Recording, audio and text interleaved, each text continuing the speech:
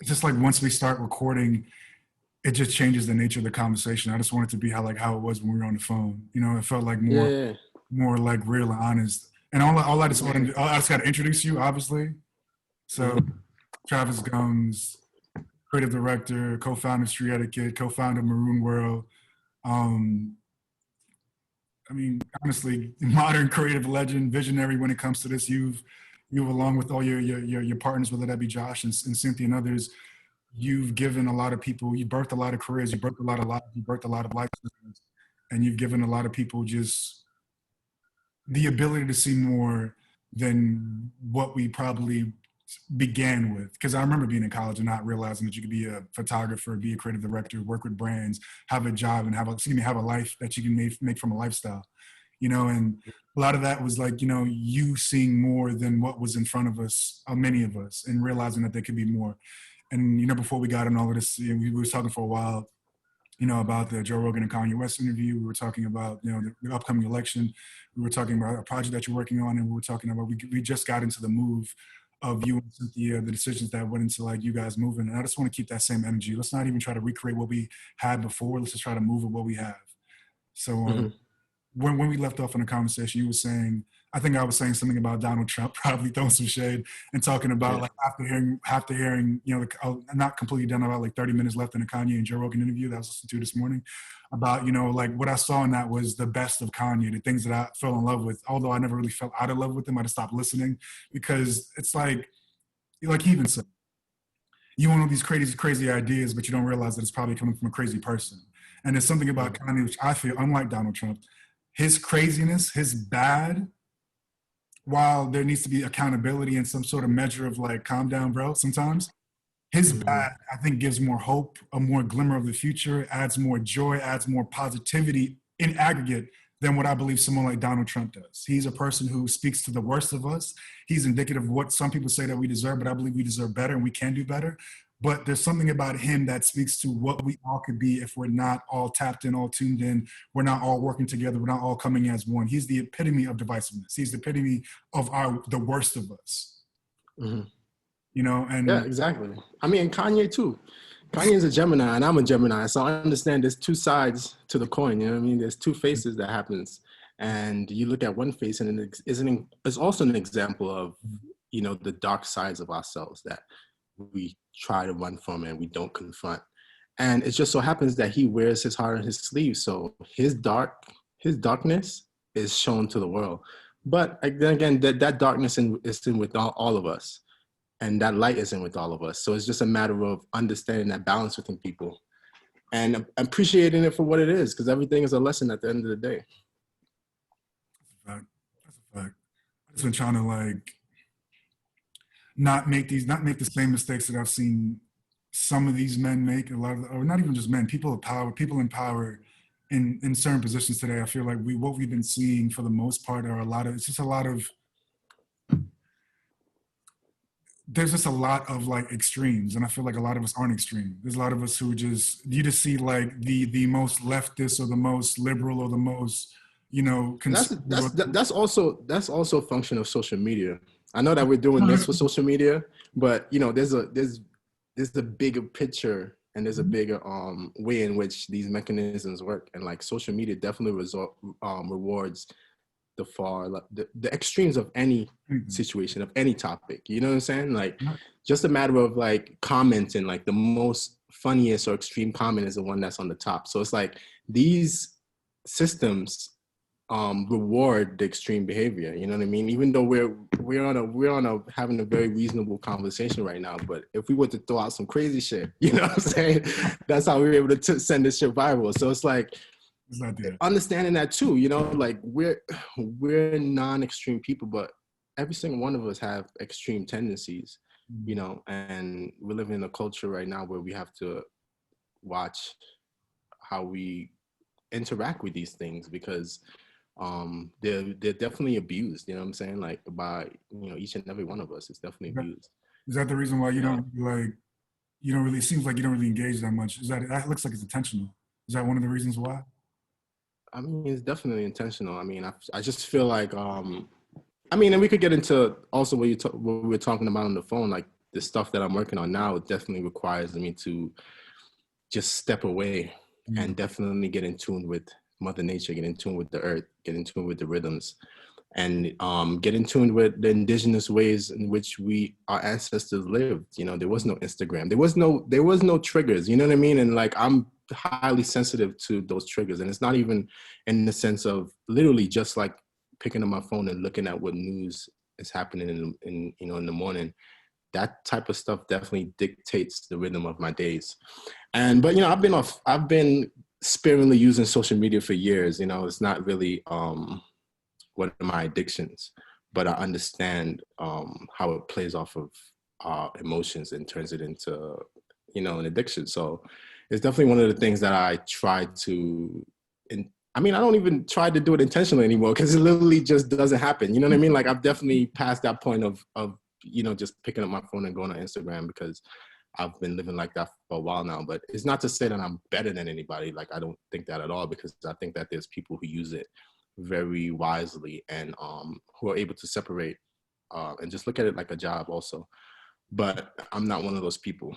So it's definitely something that triggers me, definitely something that I could see is not good for my mental health in general. And so I use it very sparingly, and I use it only when I feel like I have something intentional to share. And usually right now, that's, you know, my family. That's the thing that holds most of my heart space. And that's the thing that I feel most fulfilled when I'm sharing. And so that's the thing that I, you know, if I feel like inspired to post something, I'm jumping on it and I'm posting something. But, you know, usually when I'm in a space of creation that I'm in right now, it's like, I love to just step off of it, you know. Let's talk about what you're creating, because you know we discussed it a little bit, but I think it's important to share. Really, really important to share. Share whatever you feel is comfortable, that you feel comfortable sharing. Because I talked about, like, on the phone. I know you're really hesitant, but I thought it was important, as I said, to show the spaces in between, you know, the beginning and the end. Because what we tend to focus on, and all we tend to see is, like, again, the Kanye West and the Joe Rogans. It's like the two people who already actualized, already done all these thousands of things, and you never see the process of them getting there. And I like to show that in between the moments of whatever, all those other feelings before success and you know, completion, or the beginning. And I think, if in a way, like I said, we're all beginning something new at all times. There's always something that we're like in the process of starting. And I think what you're starting is really fucking dope and necessary. And important. So, like, just share whatever you feel comfortable sharing about that. It's gonna be big I though. mean, yeah. I mean, yeah, we're probably definitely gonna have to have a part two when I'm Yes. finished working on this project, so we could fully talk about it and delve into every aspect of it. But I mean, basically, like I was saying on the phone, the story started when, you know, me and Cynthia, we moved to Mexico in December 2018, and right when we touched down, I was eating bread and pastries every day because it's so good there, you know. And you know, but I've always been, we both have been health conscious. Like, we practice a vegan diet for years now. And but with that being said, the level of intake of bread I was eating was just like way too much, and I ended up developing a gluten allergy. And on top of this also, though, because it's also important to talk about how, you know, the stages of your life that you're in definitely affects your health. And I was in a stage of a lot of anticipation because Cynthia was pregnant. It was just a big change happening in my life, you know, and I definitely feel like a lot of that manifests its way in my body as well. And I developed a very bad gluten allergy from all the bread I was eating, and, you know, developing rashes around my neck, around my elbows, whatever. And it led me down a path of really trying to figure out how to naturally heal myself, using herbs and, you know, just, you know, different minerals and herbs that will cleanse and balance the body pretty much. And I did an herbal detox, and it was amazing how good I felt. And, you know, all of the rashes and stuff went away. But not only that, I just felt better. I felt more mentally clear. I felt, I could feel like my body just felt better in general. And I was more flexible, like just stuff like that. Like, my body just felt better in general. And that led me down the road of really researching these herbs, because I was, you know, started realizing that there was no resource for us to learn that for ourselves. You know, there's resources, but it's not told by people that look like us. And the people that do look like us, weren't necessarily accepted in the mainstream market. People like Dr. Sebi and stuff, you know, who had very, very valuable information that you can fact check, and you can fact check, and you can find the westernized studies that spoke towards the same principles. Mm-hmm. And so that's mostly what I was, you know, more concerned with. It's like, how do I get this information and not sound like a conspiracy theorist? How do I, you know, pretty much something that we could share with our parents, you know, something that we could share with, you know, the dude on the block, you know, and it is some, from every level of education, from every level of background, from every level of insight. How do we start to decode ourselves and undo the brainwashing of the, you know, westernized food that we have all been, because food has also been colonized, you know, our food has been colonized, and it's a way, we don't eat the way our indigenous people ate. So it's more so just a resource, without saying too much, because I really want to be able to launch it as a clean slate and as something that people can intake without having me as a voice behind it. But without saying too much, is that going to be a resource for us to better educate ourselves on what we eat and what you know, medicinal plants that we could use to, you know, rebalance and realign ourselves. Exactly. It's even fun. Like, first of all, flawless victory. Can't wait for that to happen, because, you know, it's the fact that you even use the word conspiracy without having to sound like a conspiracy, because of things like what happened, the villainization of like doctors like Dr. CV and others like that. It's like this sort of Western medical practice is so short. It's in its infancy. It's such a small blip on the scale of humanity, our entire existence, whether it's Black cultures, brown cultures, Asian cultures, etc. There's been medicine practice for thousands and thousands and thousands and thousands of years that were taken as the norm, but now the conspiracy things, because there's no value behind them from a monetary, westernized. Exactly. And the way the pharmaceutical company works is that they try to extract. They use everything that all these pharmaceutical drugs are mostly, but large part, used by plants. And what they do is they extract different compounds that, you know, work on the body, that they feel like is the thing that heals you, you know? So they will extract this compound, and then you're intaking this one thing. You're not intaking the whole plant, you're intaking this one compound. And then that usually has some adverse effects, you know? And that's what, and so they don't ever want to promote the plant, because they can't monopolize the plant. You could grow the plant in your backyard, you know what I'm saying? They don't want to give you the power. So, you know, even stuff like ashwagandha, that's like, you know, everybody's talking about ashwagandha. All the white people talking about ashwagandha. Ashwagandha was practiced thousands and thousands of years in Ayurvedic medicine, you know, and now there's research that has been done to show, oh, it's good for this, it's good for that. But what happened, you know, what happened when colonization was going on, and they were looking at these plants as just, again, conspiracy theories. So it's more so, you know, I've been seeing a lot of that. I've been seeing a lot of stuff that isn't even researched, you know, herbs. In your hometown, Jamaica, different herbs in Jamaica that have been used for certain ailments that literally have zero research behind them.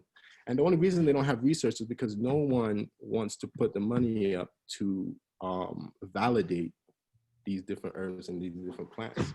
And that's all that it's about, man. It's a money thing, you know? And it's like, you know, our communities, we definitely have a way of looking at things and being like, oh, that's some, you know, that's some crazy woo-woo spiritual shit.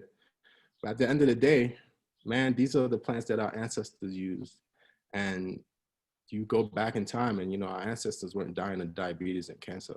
And there's a reason for that. So I think it's very important to educate ourselves on these things. I think everything you said there was exactly the fact. Like, we come from a history of using these herbal remedies, these sort of like, I mean, they're plants for us. They're plants for the soul. They're plants for the body.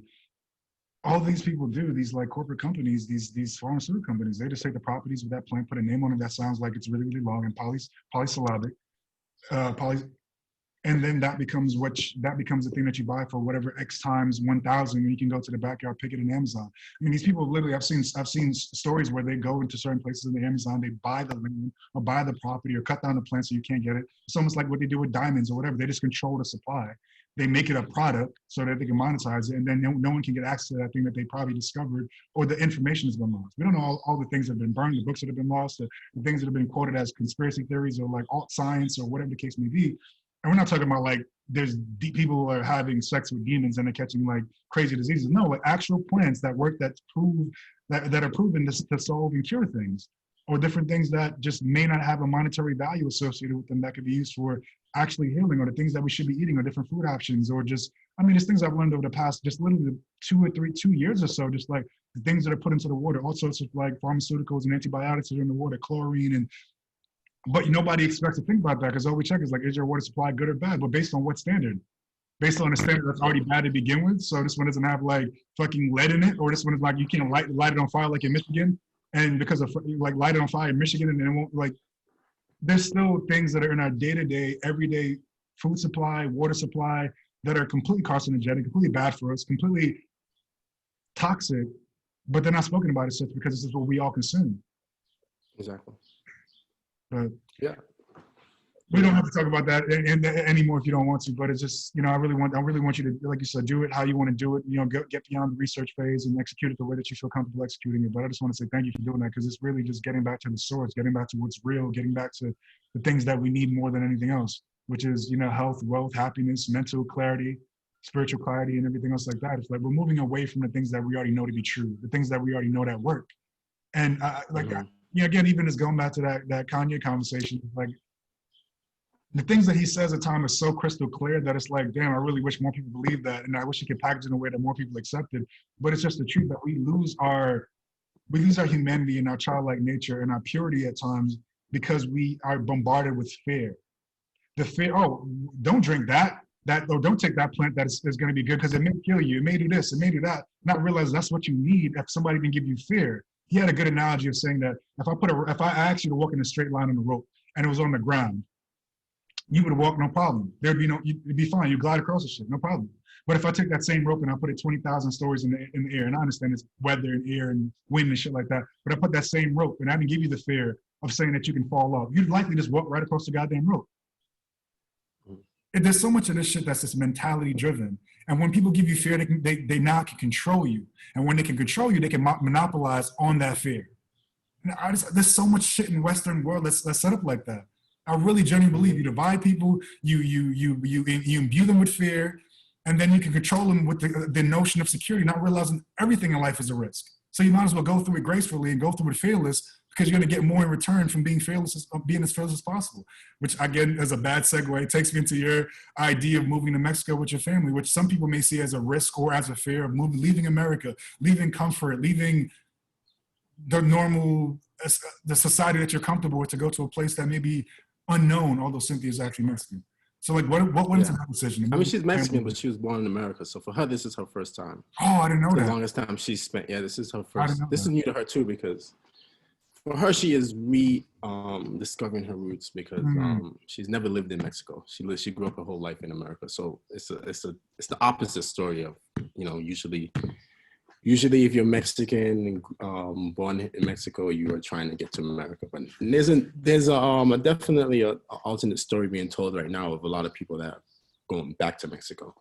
But yeah, man, I mean, for me, I was born in St. Kitts, for some context. So I'm technically an immigrant. I'm an American citizen now, but I'm an immigrant. In America, I consider myself an immigrant because that's not my natural land that I was born on.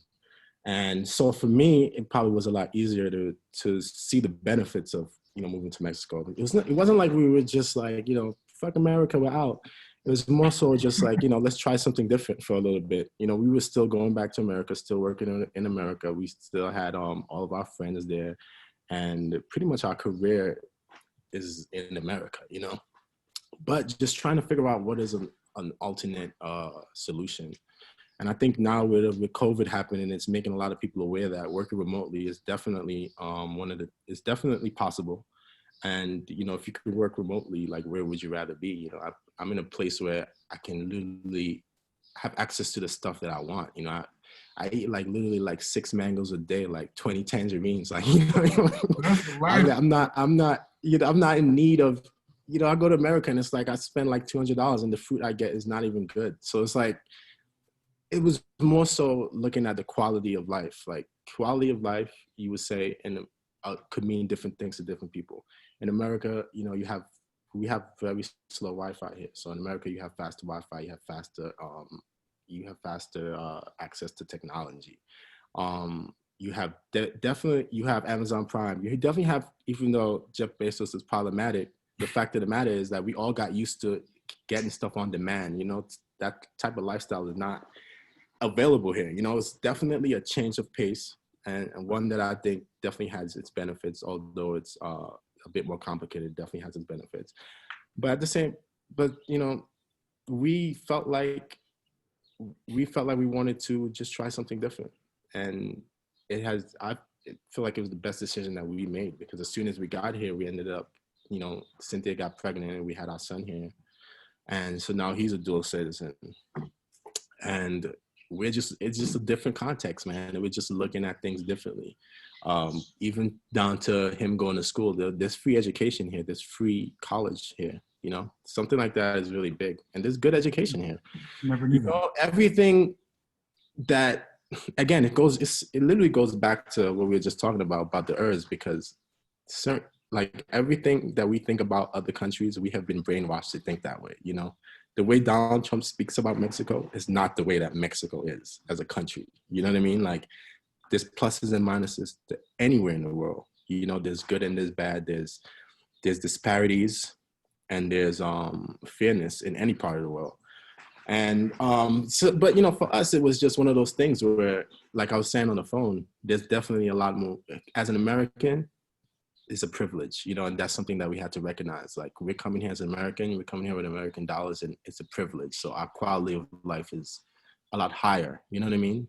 And that's something that you also have to recognize too.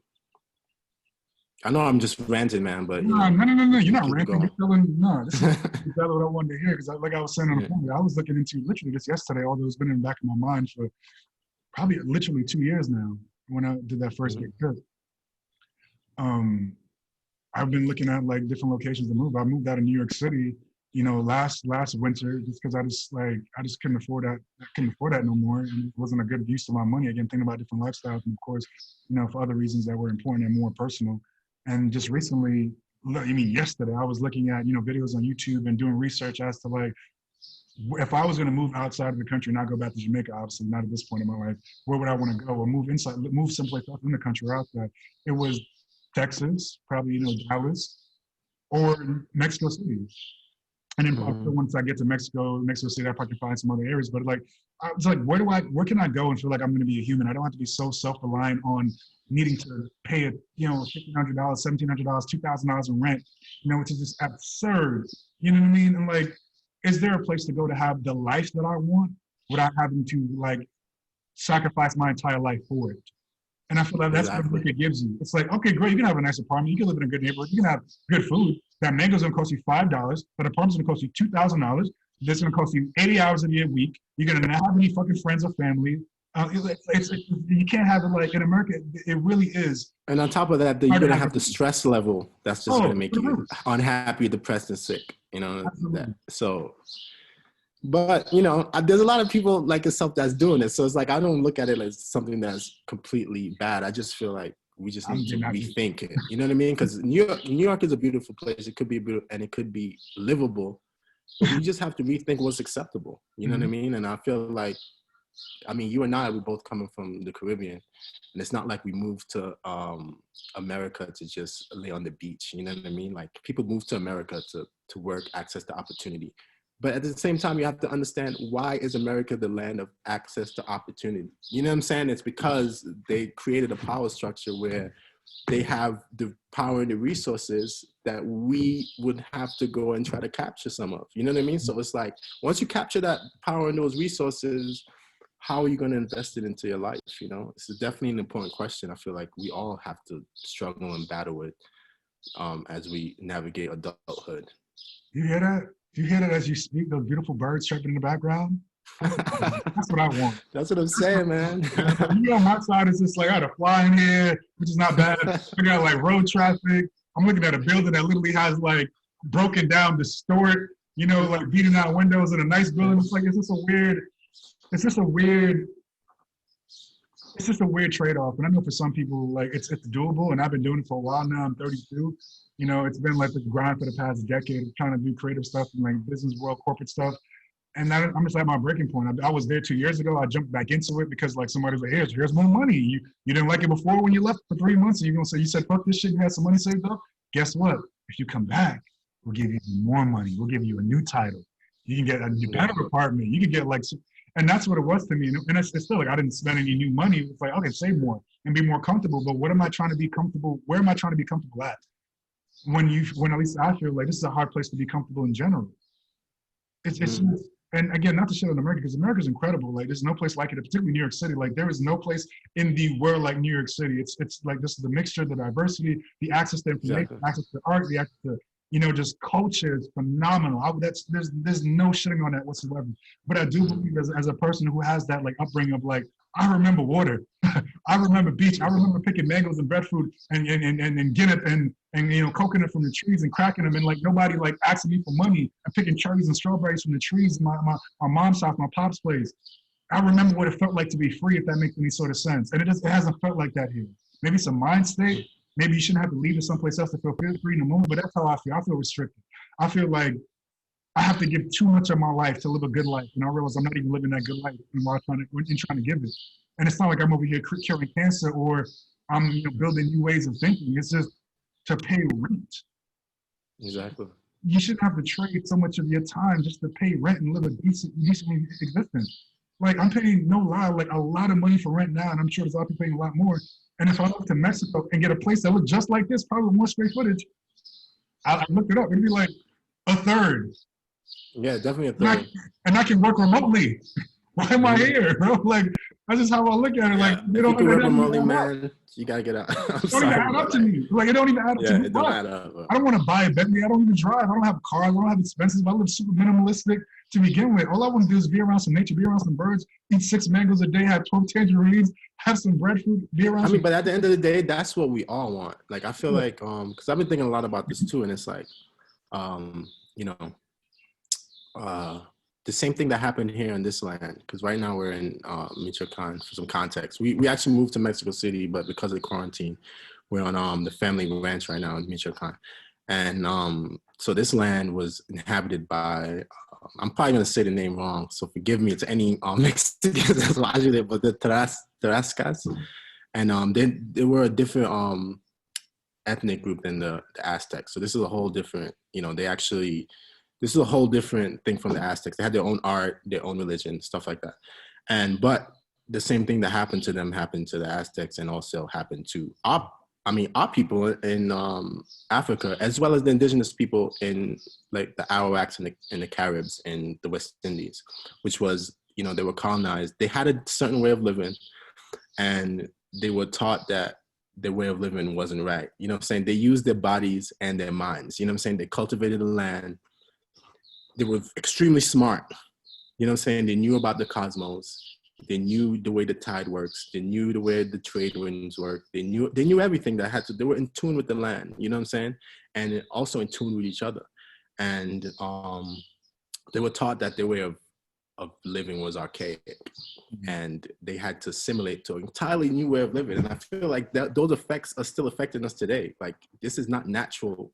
The way we live is not natural for our genetic makeup, in a sense, you know. And it's definitely something to rethink. And you know, how do we get to a place where we can feel in tune with the life that we are meant to live? You know, how do we not just accept the life that we're told is, you know, the natural path to success? How do you, you know, and exactly what you were saying, it's entirely all fair, because when you think about that, then you're like, but damn, no, I have to do this, I have to do that, I gotta make, you know, I gotta make sure I have the proper education, I gotta make sure I have the right connects in such and such fields, I gotta make sure that, you know, on the path to a westernized success, you know, if I'm gonna even leave anything behind, you know. So it's like it's a double-edged sword, because our natural way of living has been colonized, and now we're in this whole new world, and we have to navigate in order to survive. You know what I'm saying? But that survival isn't necessarily making us happy.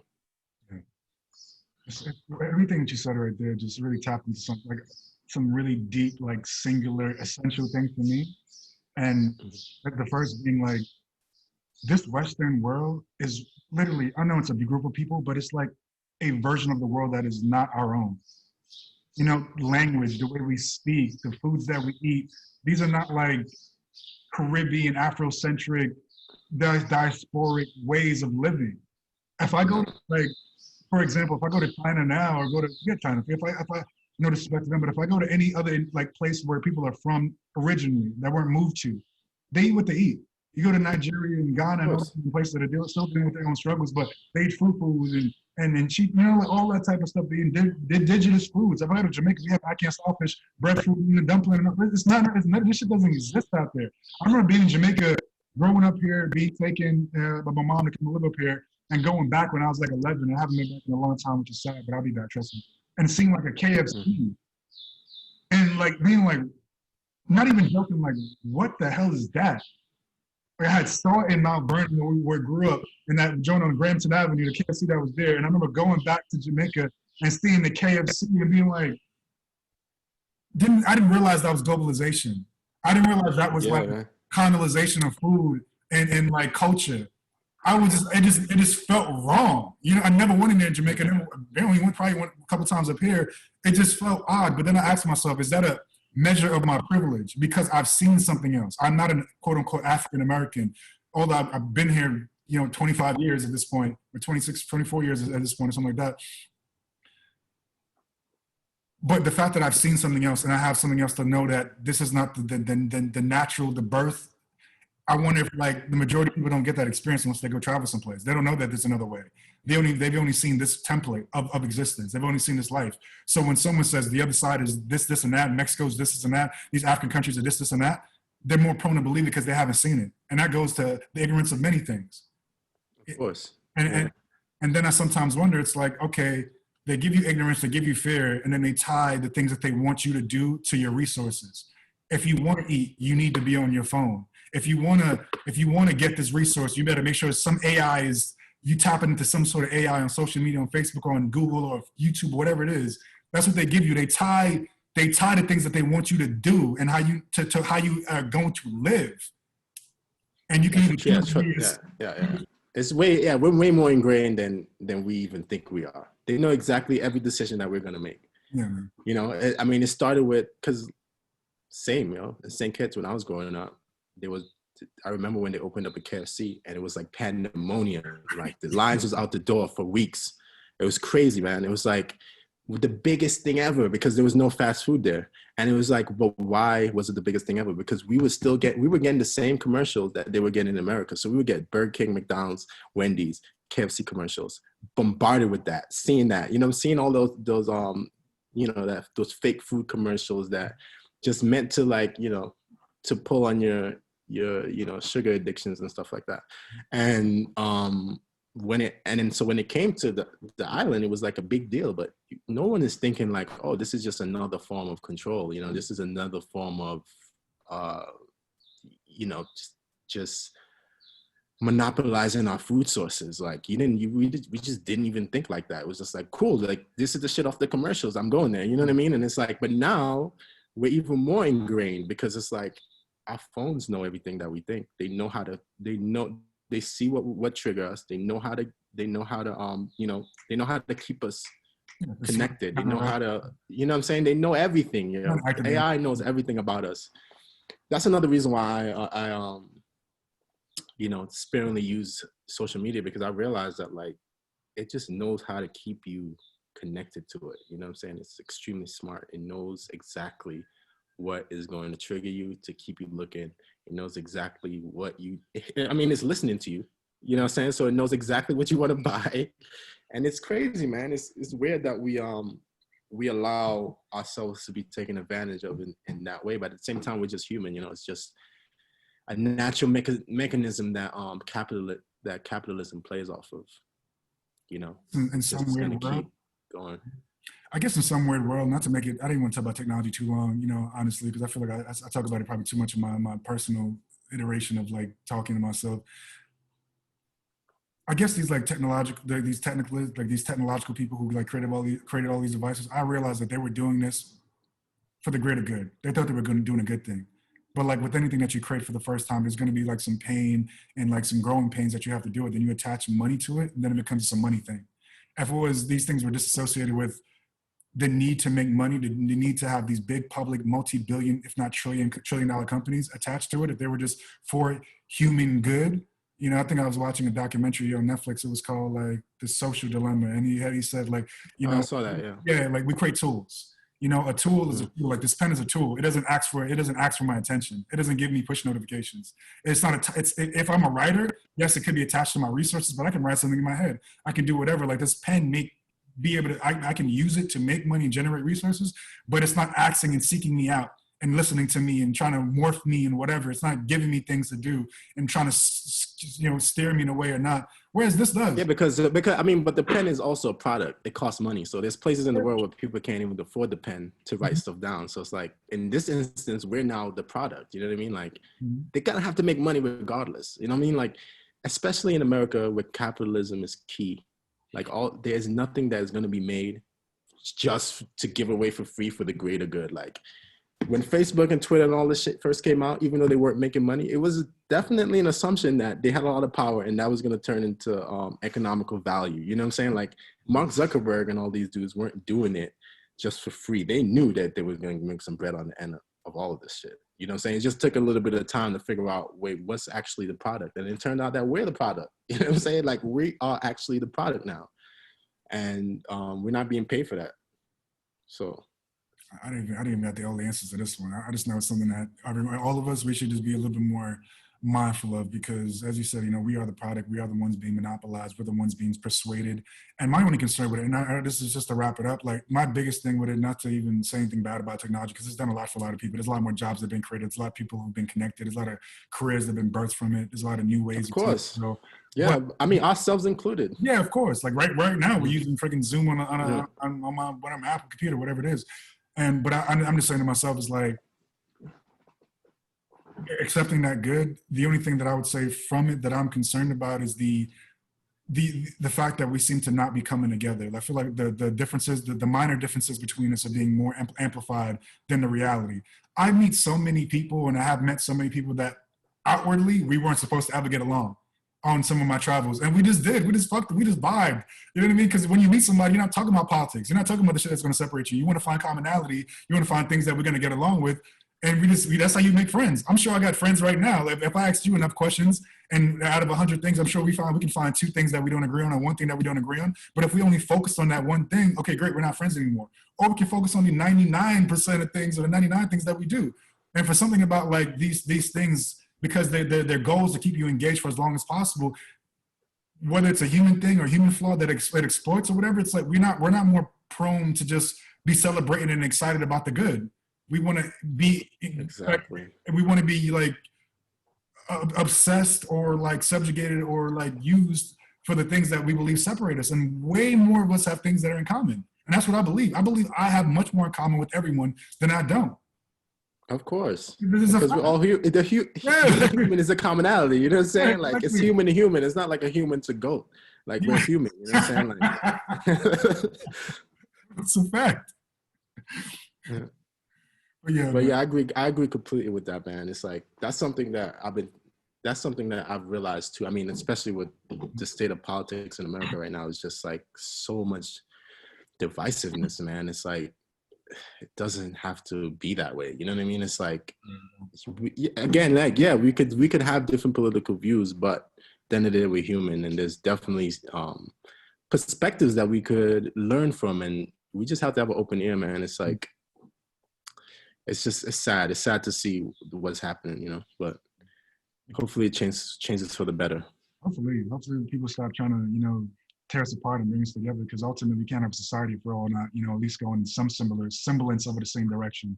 You can have these little small fringe places that go off in different directions and where they end up. But for the aggregate of us, most of us, we need to be headed in one place for humanity, for the greater good, for the betterment of all of us.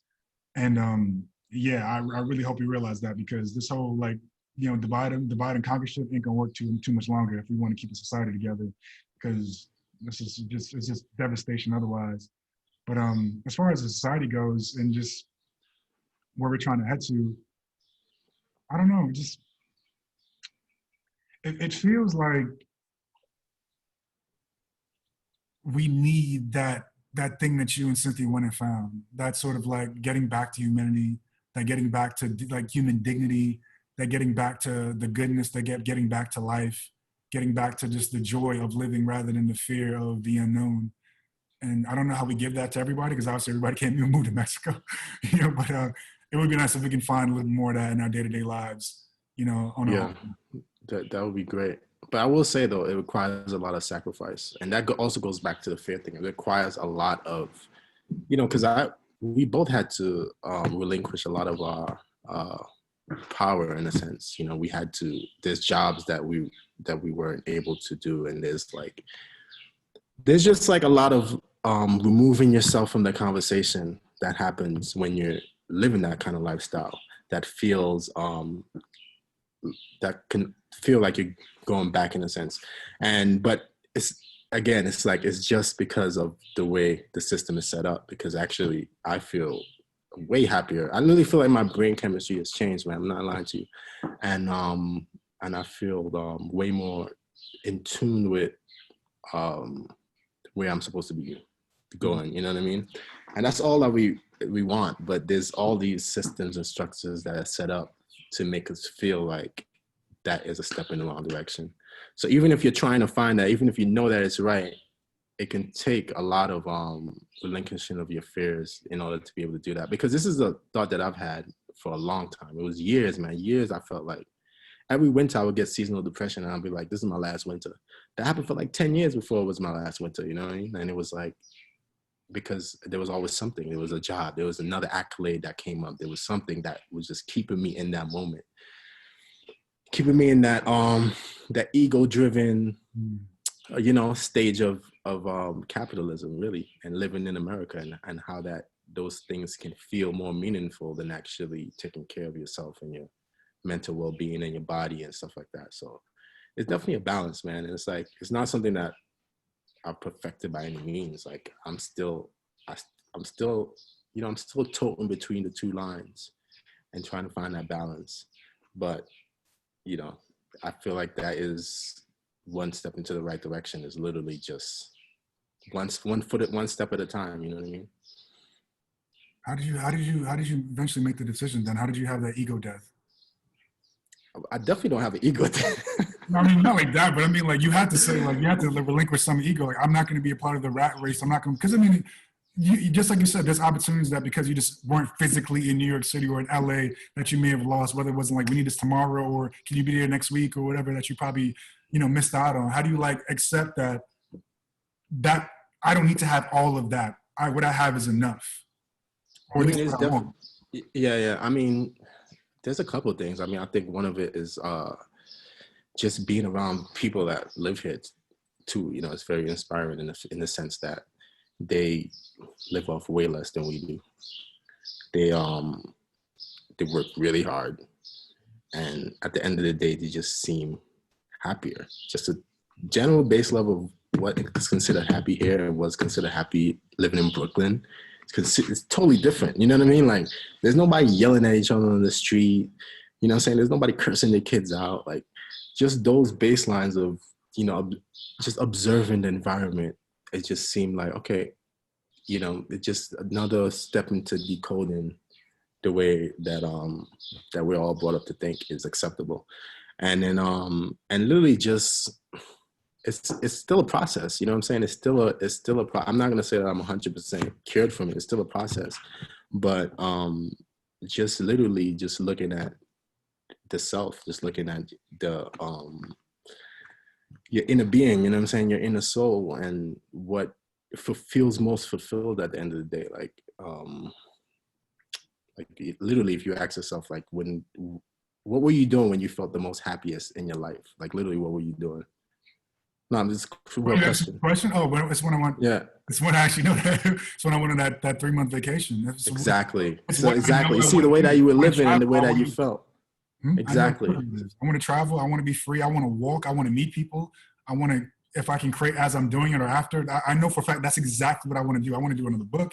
I want to go on more trips. I want to go on more adventures. Not selfishly for me, like I want to be on a jet set type shit and take pictures, because I want the interaction of meeting new people and being in new places. Like, there's a whole fucking big world. I don't want to be stuck in one place for 19 years like I was before I went on my last trip. Yeah. Like, that's disgusting. And that was exactly. So that was like one of the catalysts for us, because we're actually doing a lot of like yoga and meditation back in Brooklyn. One time we were doing this great meditation. And it's probably one of the deepest I've been in meditation. And the instructor, she was like, she asked that question. She was like, think about the place you felt most fulfilled. Your heart felt most fulfilled. Like, think about that place and go there right now. And then it was a realization that, like, whoa, like, New York, like, that wasn't even any option. Like, it wasn't like I was thinking about being in my backyard in Bed-Stuy, you know what I'm saying? Like, I was on the beach somewhere, I was in nature somewhere, and it was just like, kind of like, wow, like, it's interesting that is the happiest.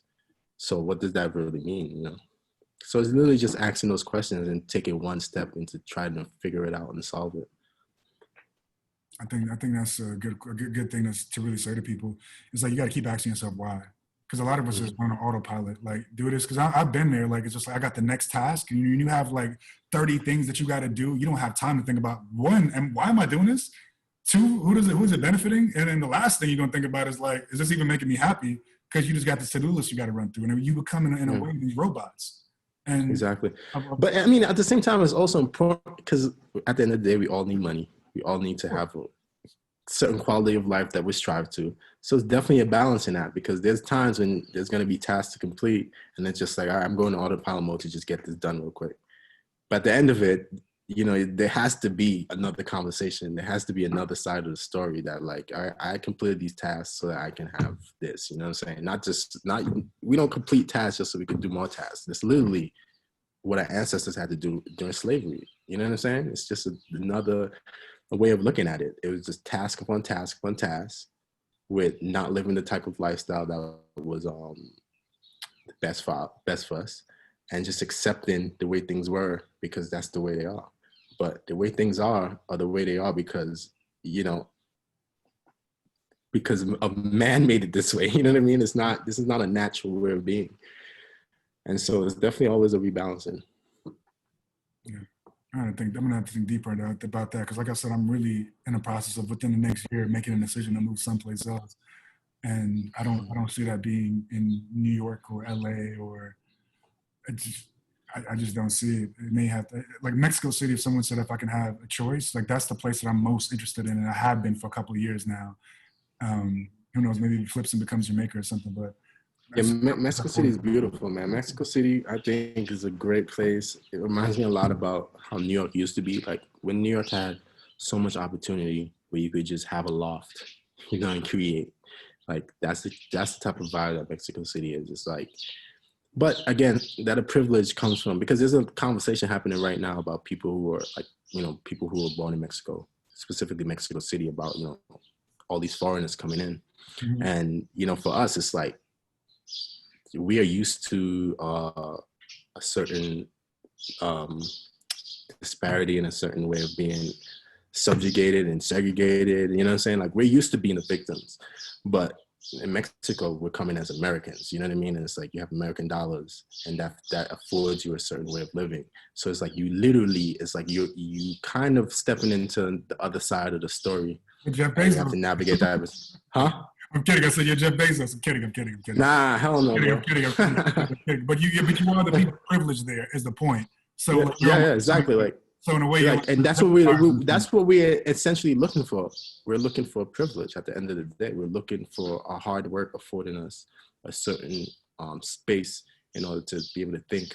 It's like, we aren't, like, we know what it means to not having privilege. You know what I'm saying? Like, and I feel like that is the foundation of what the rat race, the foundation of why we entered the rat race in the first place is because we're looking for a certain level of privilege, but we also are looking for a certain level of freedom. You know what I mean? And like that is the thing that that I really liked about Mexico City, is that there's a lot of freedom and there's a lot of privilege. And but you know, every time I talk about it, I always feel the need to talk about the other side of it, because there is a lot of people that don't have a lot. That's why we have a lot. You know what I'm saying? $1 is 20 pesos. You know what I mean? So it's like you're coming there with the American power structure on your back. You know what I mean? Like, it's definitely something to be mindful of and to be aware of and talk about, because, you know, in America, you're a victim. And when you leave, you're just an American, man. People aren't looking at you like a Black American per se. I mean, there are obviously your skin color is always going to have a descriptive way of who you are. But at the end of the day, you know what I'm saying? If you're an American and you have certain access to resources, that's what you are when you go there. And you're able to live a certain quality of life, man. And I think it's a beautiful thing. And, you know, you just have to be aware of what's going on and, like, you know, give back and, like, just add to the conversation, and I think, you know, and help people out.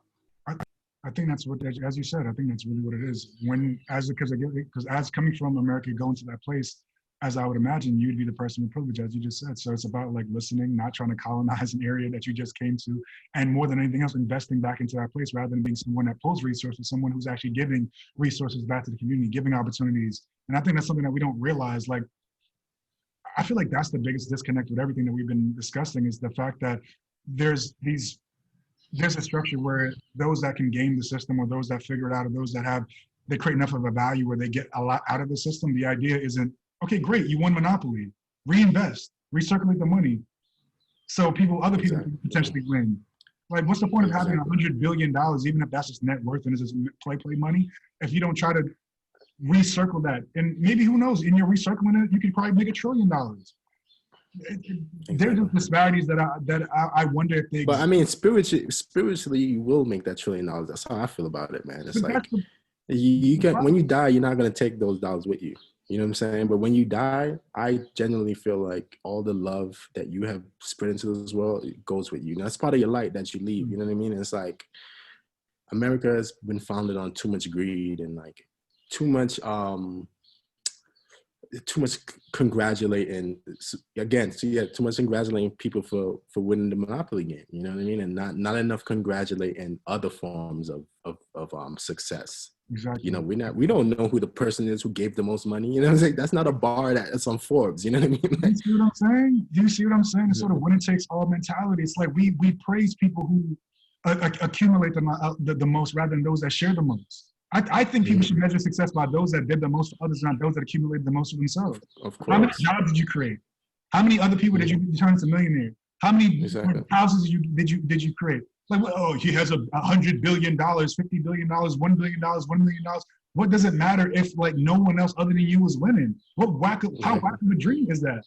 I don't even understand. What does it matter if the people that work for you don't even like you? Yeah, you know what I mean? Like, you're a father. You understand what it means to put someone else's life above your own. You're a leader of your family. You along with Cynthia, but as a leader, your success is based on how great of a life those that you lead or you lead with have. Right? That's always my measure of it. I'm as good as the weakest among me, or the person that is relying upon me. If they don't look good, how the fuck do I look good? If I'm a president of a country, or I'm a leader of a company, and there's people under me that are struggling to feed their families, what's the point of me even existing if they can't eat? The people within my structure, at least, should be all well, and then hopefully they expand that same sort of giving mentality and that sort of like abundance to others. I don't even get what sort of template that we're working on. It's strange to me.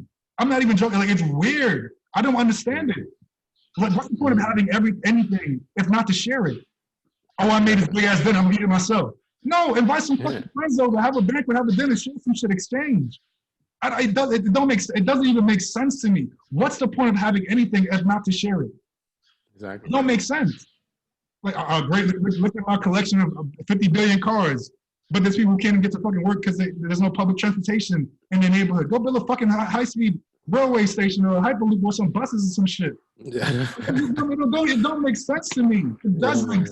It doesn't. I'm sorry to complain and you get it. No, but it's true. But you know, it doesn't make sense because it doesn't make sense because it's a psychotic way of thinking, and that mentality is what got them there. You know what I'm saying? You don't think like they think. That's why we're not billionaires. You know what I mean? Because it's you kind of have to be a psycho to even strive for those goals, because those goals are gonna have to be you know, made on the backs of so many people. You know what I mean? And like so many people will have to suffer for you to be able to have that.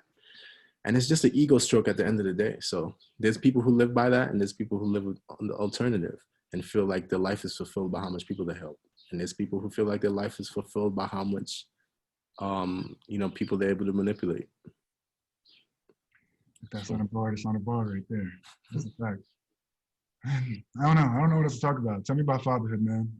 Tell me about fatherhood. I mean, shit, man. Father. I mean, that actually, what you were talking about, that was actually my third point when you were talking about like what inspired the way of thinking and just stepping one foot out of the rat race a little bit and all that was definitely being a father for sure. Because you know, you can talk all this shit, but when you actually have someone that you're trying to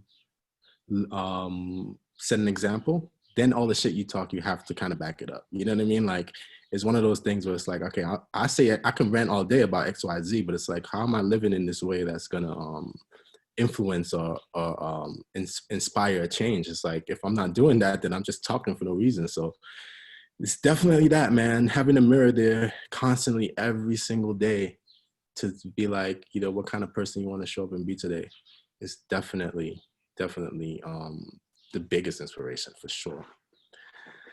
Because at the end of the day, we are raising ourselves. That's what being a parent has shown me, is that you're raising your younger self in a subtle way. I mean, he's his own person.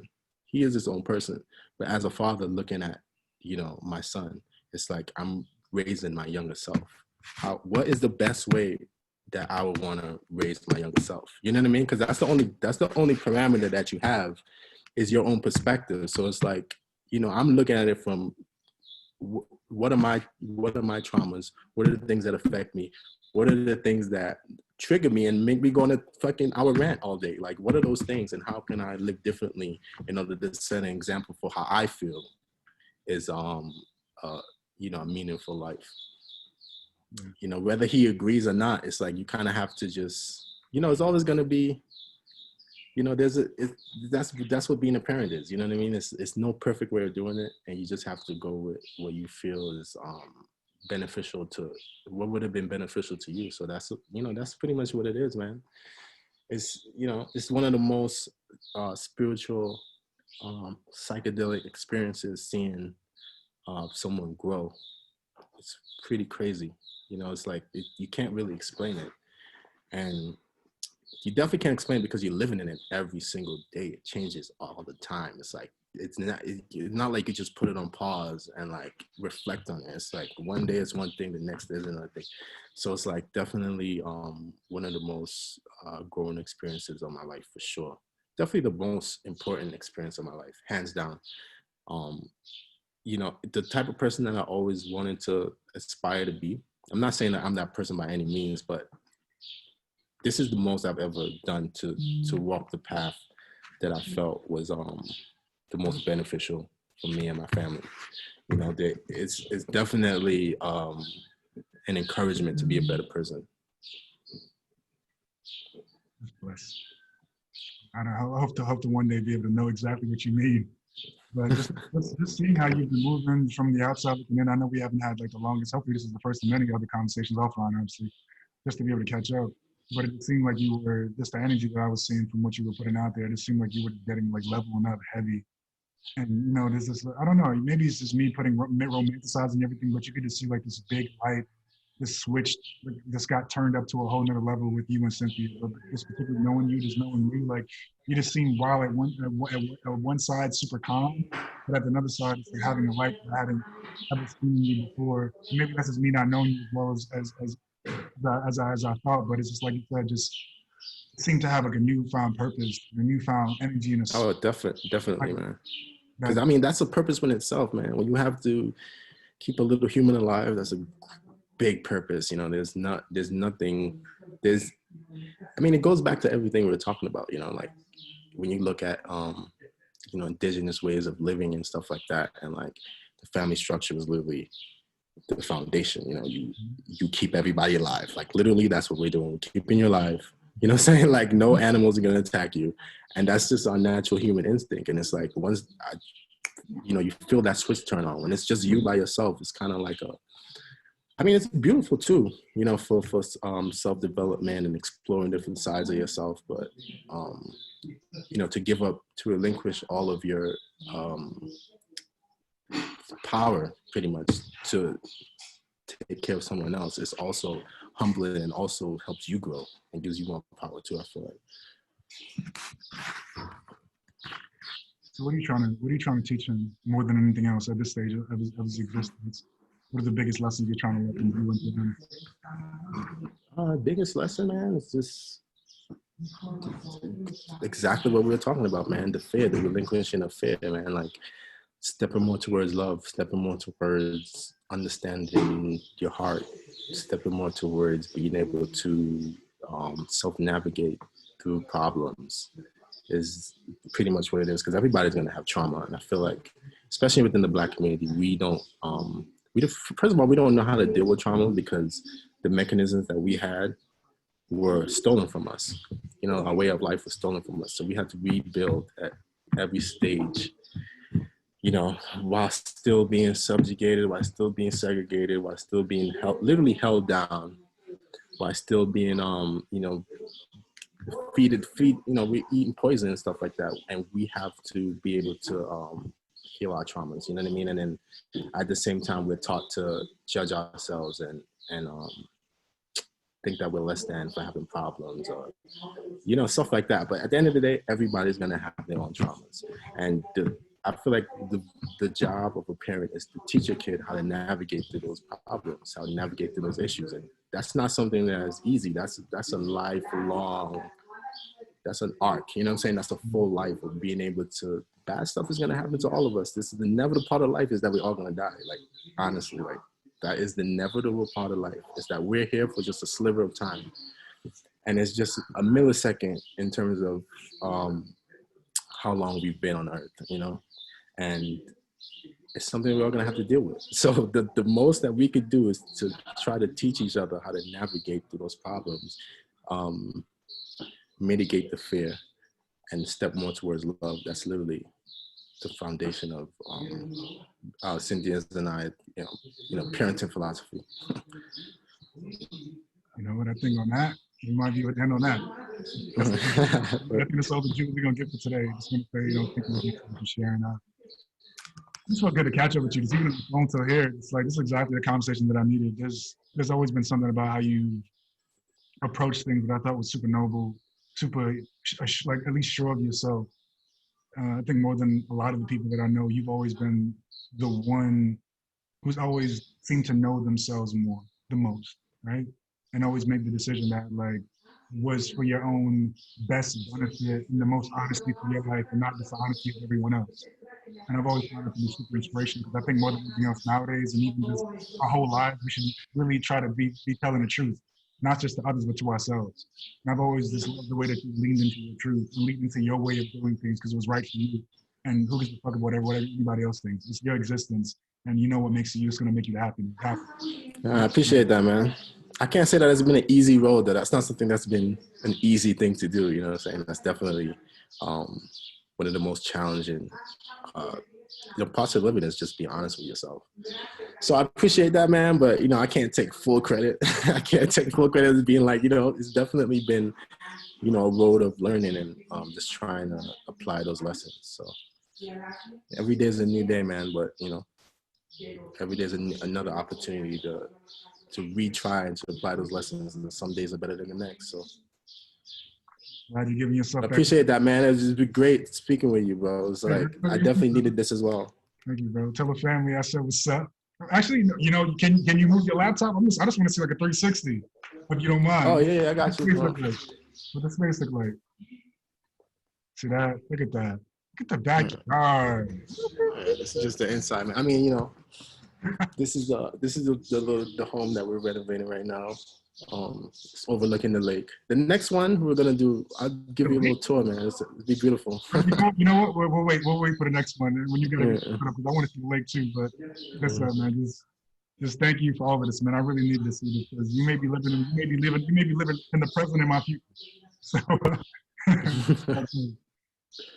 Appreciate you, bro. bro, love you. Have a good day. Yeah, love you, man. Take care. Peace.